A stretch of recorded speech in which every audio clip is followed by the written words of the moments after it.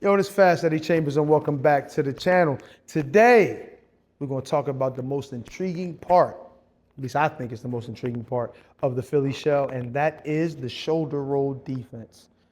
Now, this was brought to my attention, this was requested by two of my followers. I really appreciate them. It is Evan Leach and Jaden Dearman. Thank y'all for the support.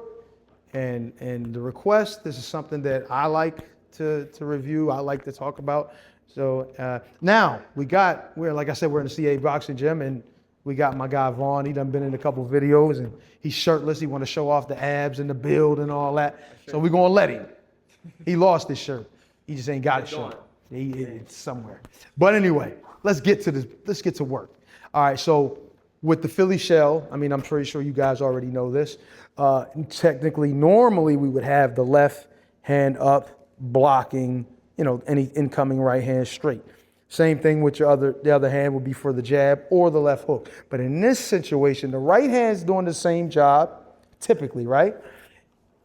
Keeping the right elbow in, typically for the catching of the jab or the hook.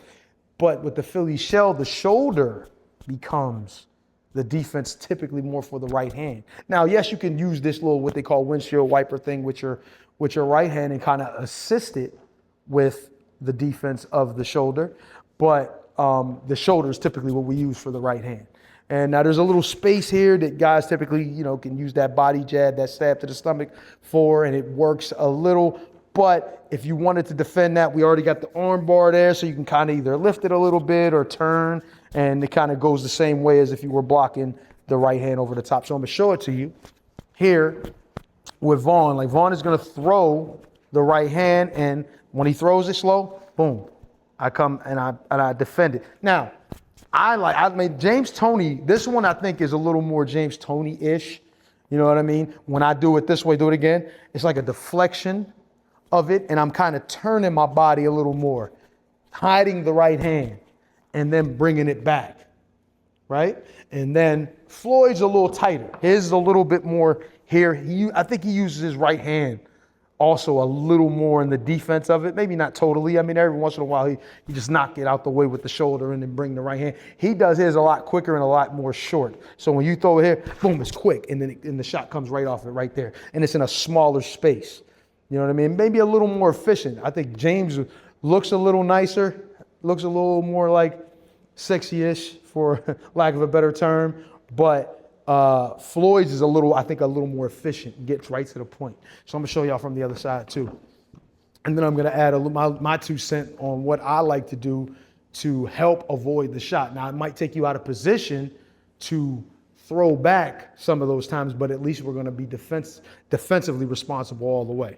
In this situation, I'm going to show you from this angle. I'm going to show you the James Toney version, where you kind of turn the body, hide the right hand a little more, and then bring it around. Floyd's, like I said, is a little more efficient, a little tighter. When the right hand comes, just knock it there real quick and then shoot the right hand straight right after that, right? Then my thing is, I like to be a little more defensively conscious, right? I not only do, and I think they do this too, I not only turn and roll the shoulder, like so when the shot comes, I not only just roll the shoulder, I also get a little lean as well. I also get a little lean, and I don't know if this is legal necessarily, but I also kind of use the elbow a little bit to defend it. So when the shot comes, I'll go here. See how the elbow comes up? I think Floyd does that too a little bit. He uses the elbow. I think guys complained a little bit about that elbow being used, but that also opens up a lane, gets rid of the shot, right? You see it? How the elbow comes up, gets rid of it, and then boom, the right hand comes. So I can throw it there, but this one with the pivot takes me out of out of range for anything. But at the same time, I don't have an opportunity for a shot. You know what I mean? But I'm getting away from the shot that he's throwing. So throw it, and then I go here. I literally change the entire angle, and especially if a guy is really, now he's not being as aggressive. Obviously, we're kind of just going through the motions and showing you. But when he throws his right hand, typically a guy is throwing their right hand, especially if my left hand's down, and maybe I'm not necessarily like this in a perfect Philly shell position.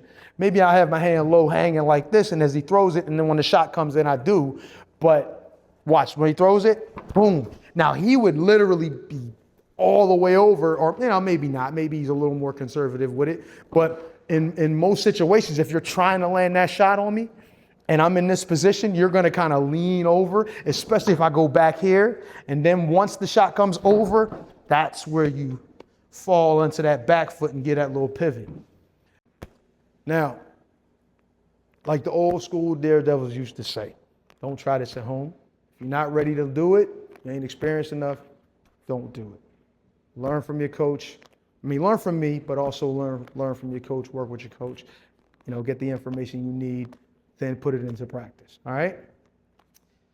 That was not the Philly shell, but the part of the Philly shell, the most intriguing part, which is the shoulder roll. And if you really want to fight like a pro, don't forget to like, subscribe, and then watch this.